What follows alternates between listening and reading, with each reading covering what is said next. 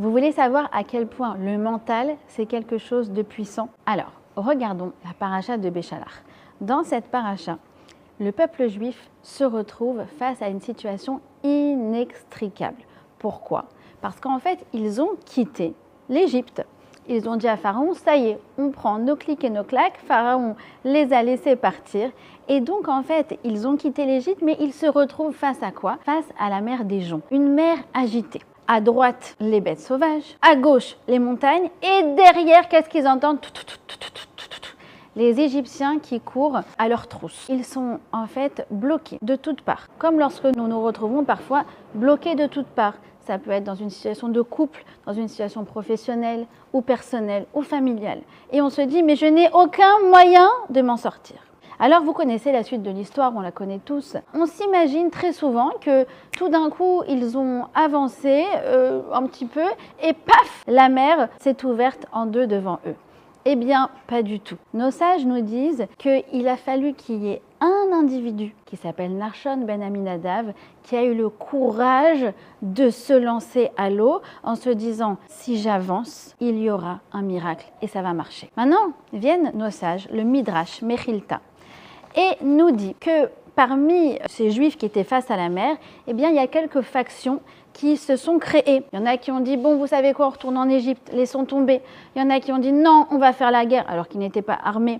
Et il y en a également qui se sont dit, eh bien, on va se jeter à l'eau dans le sens où on va se suicider, en fait. Et de là, le rabbi de Lubavitch pose la question, quelle est la différence entre ceux qui allaient se suicider, se jeter à l'eau, et Nachshon ben Aminadav? Eh bien, il faut savoir que si ceux qui prévoyaient de se suicider avaient avancé dans l'eau, la mer ne se serait jamais ouverte pour eux. Pourquoi elle s'est ouverte en revanche pour Nachshon ben Aminadav? Parce qu'il y a cru. Et ça, c'est toute la différence. Pourtant, nous, avec une caméra extérieure, qu'est-ce qu'on aurait vu? La même gestuelle, la même scène. Mais en fonction du mental, la mer peut s'ouvrir ou la mer peut se refermer sur eux. Et c'est exactement ce qui se passe dans la vie. Parfois, on est à la recherche d'un travail, on se dit, ouais, voilà, tu vois, j'ai envoyé des CV, mais personne ne m'a répondu. Mais il était où le mental?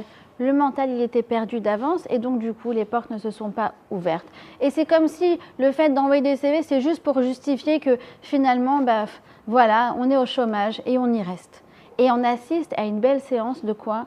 D'auto-sabotage. Or, si on est comme Nachshon ben Aminadav, on y croit, lorsque en fait on va faire une action pour s'en sortir, alors cette action aura beaucoup plus de répercussions. Tout est une question de mental. Dans le couple, c'est pareil. Parfois, malheureusement, on assiste à des couples qui ont fait une thérapie de couple, mais comme ils sont partis perdants d'avance, alors du coup, ils étaient là en train de se dire, voilà, on a essayé une fois, deux fois, et finalement, on voit qu'on n'y arrive pas, c'est fini. Alors que si les deux, ils y vont avec un mental dont on va tout faire pour y arriver, on croit en cette chose-là, alors là, la thérapie a toutes les chances de marcher. Donc, vous comprenez que tout est une question de mental. Il ne faut pas juste essayer d'avancer pour finalement prouver qu'on avait raison et que on ne va pas y arriver, mais au contraire se dire, voilà, je me donne réellement les moyens d'y arriver, j'y crois et ça va marcher.